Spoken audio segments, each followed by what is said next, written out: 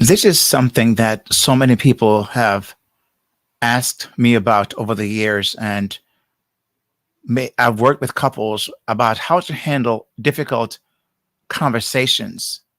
And it's a very tricky, as you can imagine. If you've not been married, you can just imagine what this is like about having conversations that you may not want to have with your spouse. And you who are married, you understand this very well if you've been married for any length of time, because it is challenging. I've been married for 38 years, and we've had different times in our or different seasons of our relationship where these conversations have to be had, and they're not easy, right? They're ones that poses potential challenges, but not only that, it can be where, if not handled correctly, not handled well, can really spiral into things that, obviously, if you've been married, you know what I'm talking about.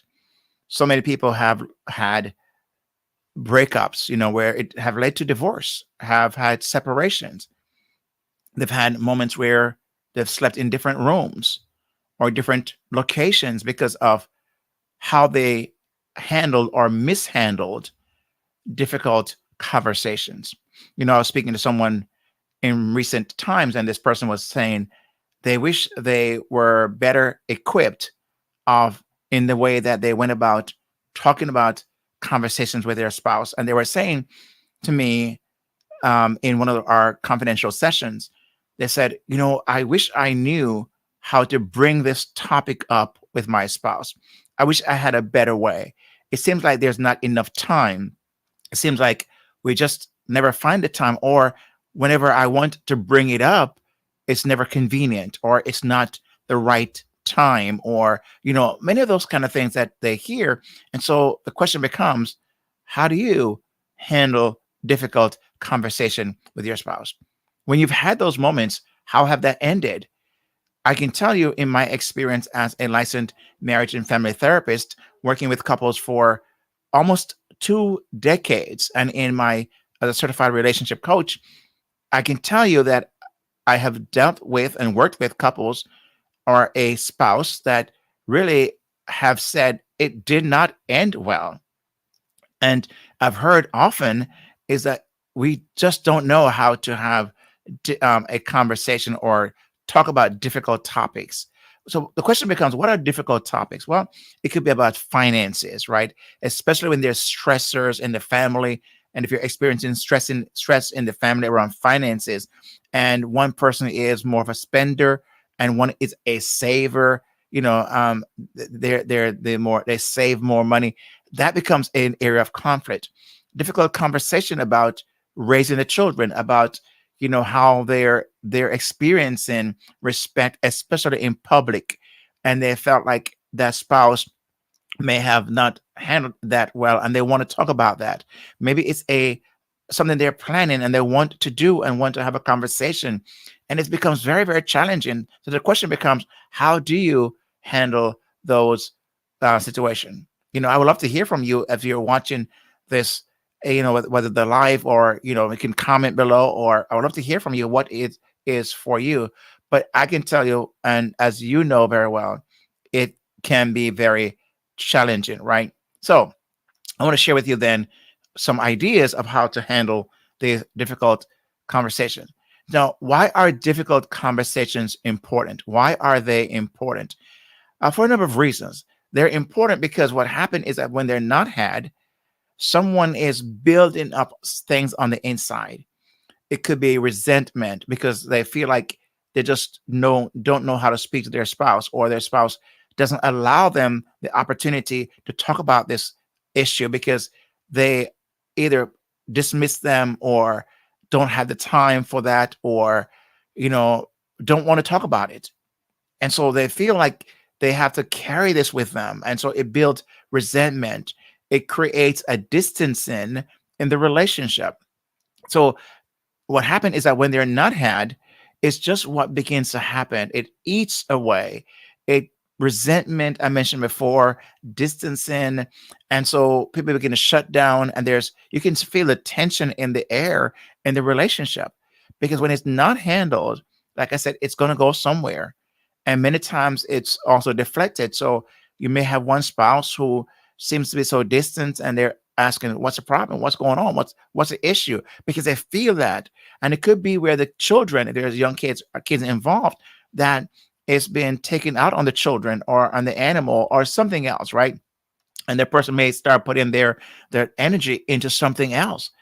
Sometimes it's into vices, or it could be into, unfortunately, sometimes other relationship where they may feel like someone may want to listen to them because their spouse is not listening. So it's very important then to have these difficult conversations, as difficult as they might be. But the question becomes how. It becomes how do you do that? And that's what we're talking about here in this. We're talking about here tonight. Now, um, one of those things that I think is so important when you're going to have these difficult conversations and is to choose the right time and place.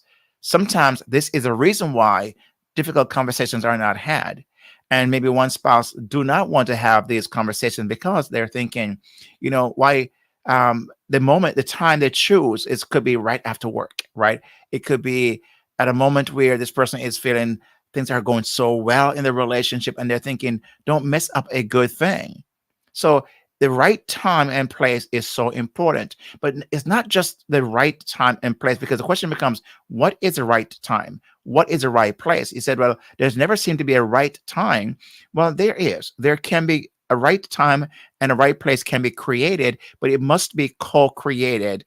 It's where you're going to have to also set up parameters, set up the rules of engagement that are so important when you are going to have this conversation, because you need to know what are the rules. What are some things that should happen and should not happen when you're having this difficult conversation? So both persons have to be very aware of what you're working with. It's like going into a game, right? If you have in a sports, every sport event have rules of engagement. So a referee and the players know, they know what is right from wrong. They know what a foul is. They know when they get out of bounds. They know because they understand the game. It's also true in a relationship, in a marriage, that you have to have in this place you're going to create. I call it a safe space, right? A safe emotional space where you're going to have this difficult conversation, whatever that might be. And it has to be approached in the right way. It has to be approached by preparing for the moment, and so it has to be well timed. I love, I'm a person of faith, and I love what Ecclesiastes, where Solomon says this: there's a time and a place for everything, right? A time and a place for everything.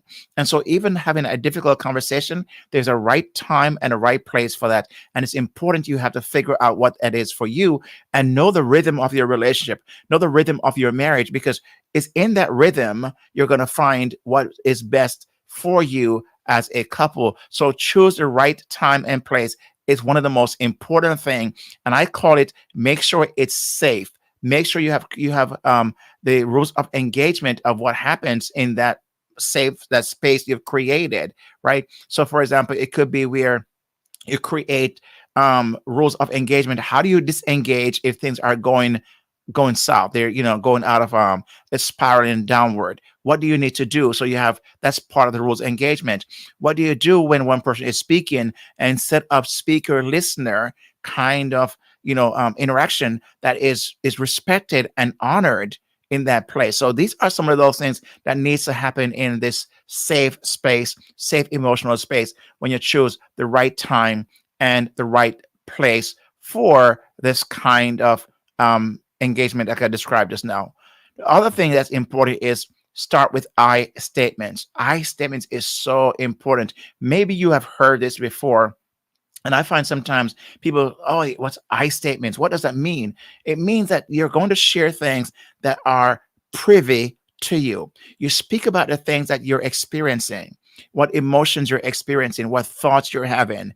So you start from a place of I, because you want to not be in a blame moment. So what happened is sometimes people will say, you do these things, you cause this, you respond this way, you react this way, and they hear you. Whenever you hear the word you, people generally become defensive. They're going to become defensive, and they will begin to shut down because they start hearing attack, they hear an accusation, they hear allegation because it's you. So the I statement simply means you speak about what it is you're experiencing as a result of what is happening or not happening. So when you are talking about the things that are difficult, start with I statements.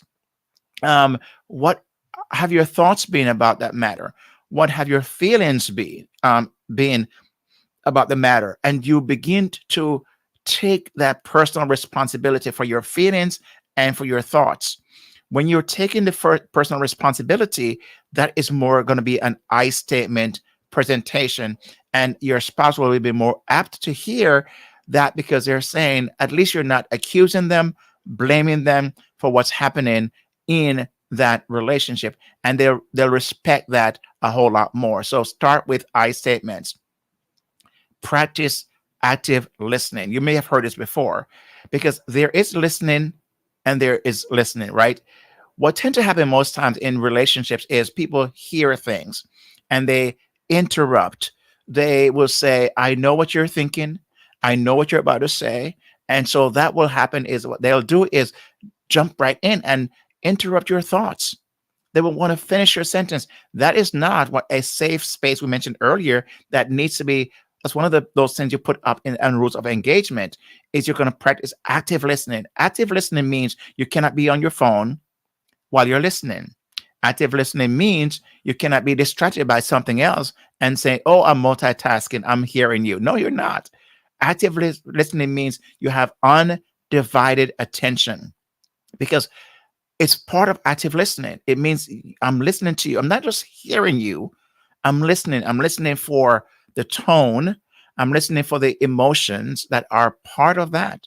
So when you're listening that well, your partner should know that you understand how they felt about something and what that feeling have generated in them. So when you're doing active listening, you should be able to um, feedback to your spouse what they have just not just said in a rote way where you're going to be parroting what they say word for word. No, you're going to digest that, almost like food intake. Digest it, think about it, and then you're going to bring that back up. And that sounds kind of gross, right? The more I think about that just now, but you're going to bring that up in a way where he or she hears that you understand. And it also gives them an opportunity to possibly change what it is they said, because they may have heard and realized they did not present it very well. And so active listening allows that person to either confirm what you have fed back to them as to what they're saying.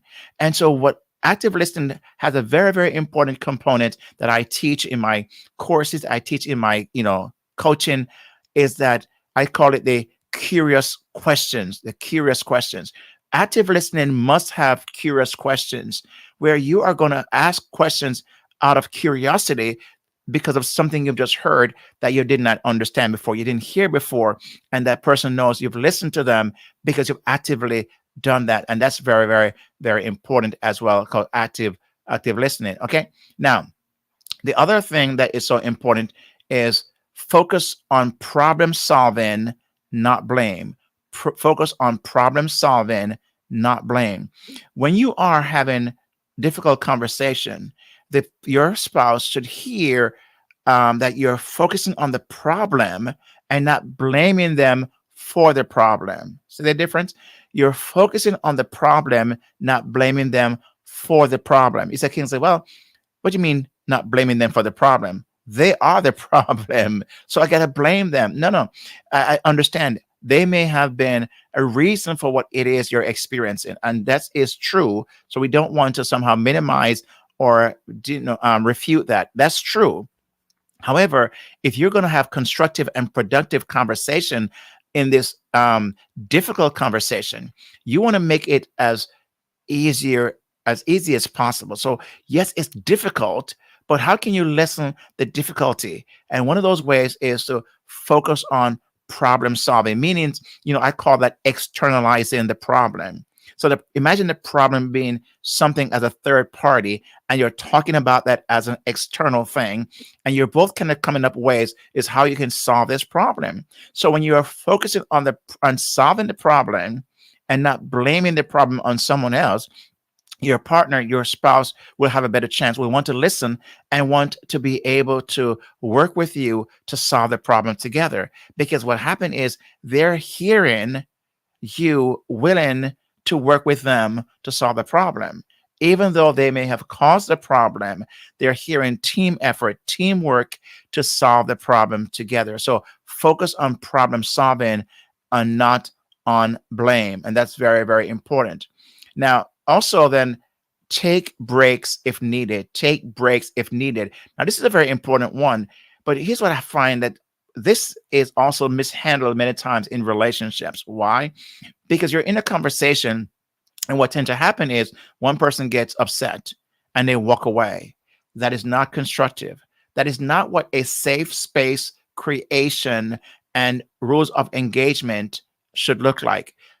In that rules of engagement, one of the things you want to establish is how do you disengage if things are going out of, kind of getting degraded, things are somehow, spiraling downward.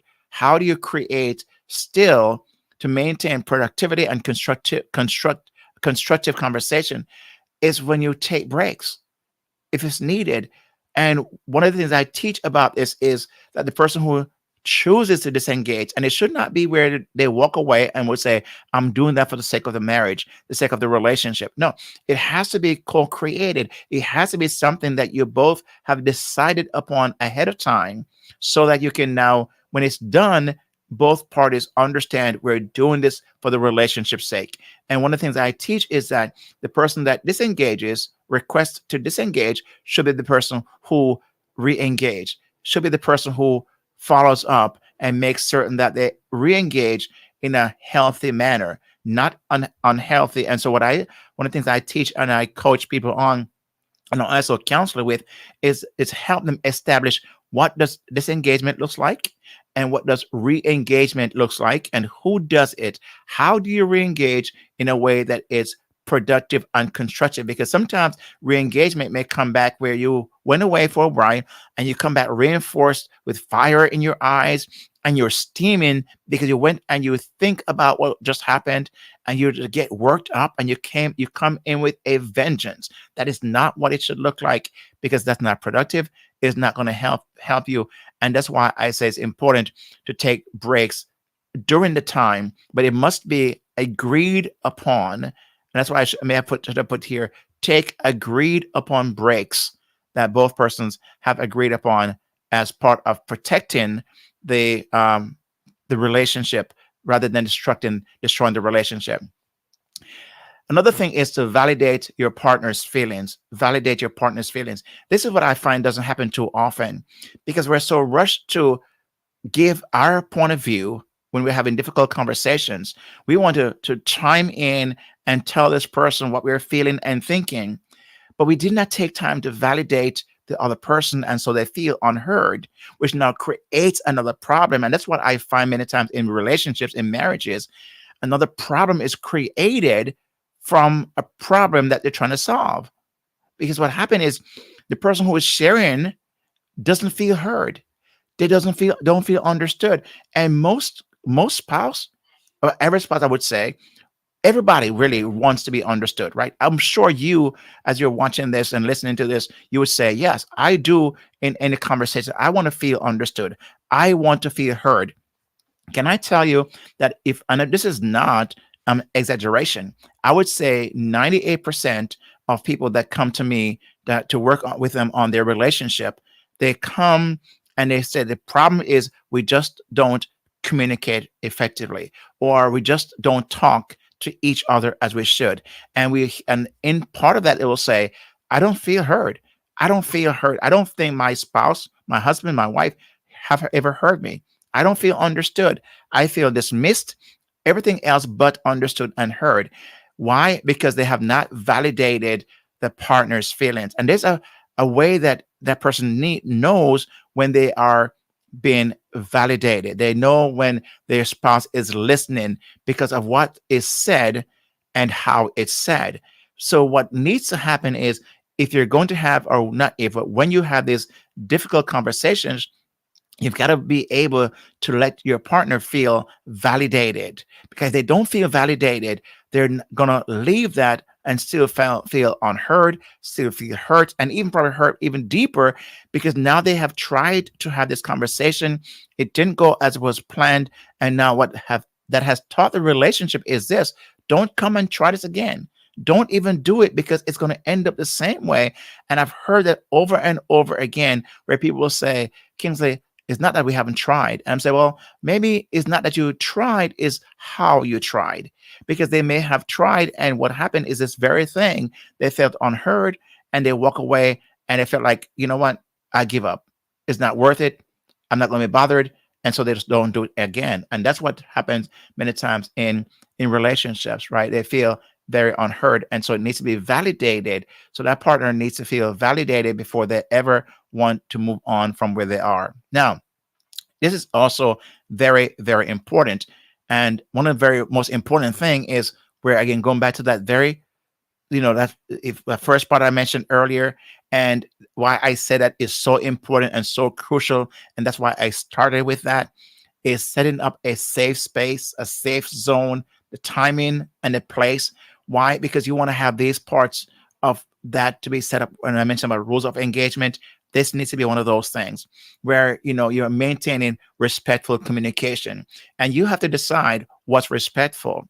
So, when I teach couples on these things, or whether it's group coaching, individual coaching, or counseling, I would help them to talk about what respect looks like. I have some ideas, but maybe my ideas may not be what that couple really wants, because they may, shy away from, or don't think that in their world that's a disrespectful thing. But I will start with them and say, okay, let's establish what are the respectful things. What are the things you feel disrespected about? And what happened is you have to put those inside in the safe space. I mentioned earlier at the slide I showed earlier, is that safe space is where you're going to put these rules of engagement. And one of those have to be maintaining respectful communication at all times. You've got to be respectful to each other. That means you're going to have to listen. You can't, no interruption, no idea. I know what you're going to say. I know what you're thinking. And, no.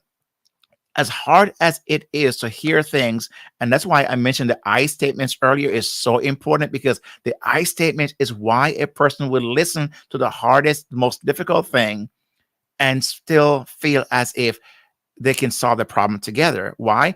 Because they're not feeling judged. They don't feel blamed. They don't feel accused. They don't feel attacked. And so it creates an opportunity to have a better chance to solve the problem and leave that moment feeling hopeful rather than hopeless and helpless, right? That's what tends to happen most times. People feel hopeless and helpless, and that's why they don't do it. So what I'm doing is creating a more hopeful and helpful environment, so the relationship can say, you know what, man, this went very well. Let's do more of this. And that's deeper. That's where you go deeper in the relationship. And I think many couples I know don't know what it is to go deep. And this is what difficult conversation is. It's not just to get into, is people say, oh, we're going to get in a fight. No. It's to go deep. It's to really create intimacy. I love one of the definitions I've heard so often is intimacy is into me and see. Into me and see. So what you're doing here is getting into that person to see how they're thinking and feeling, truly thinking and truly feeling.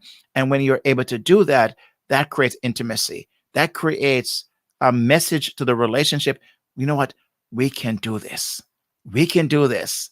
And so that relationship will look forward to having conversations that may once be forbidden, that never talk about.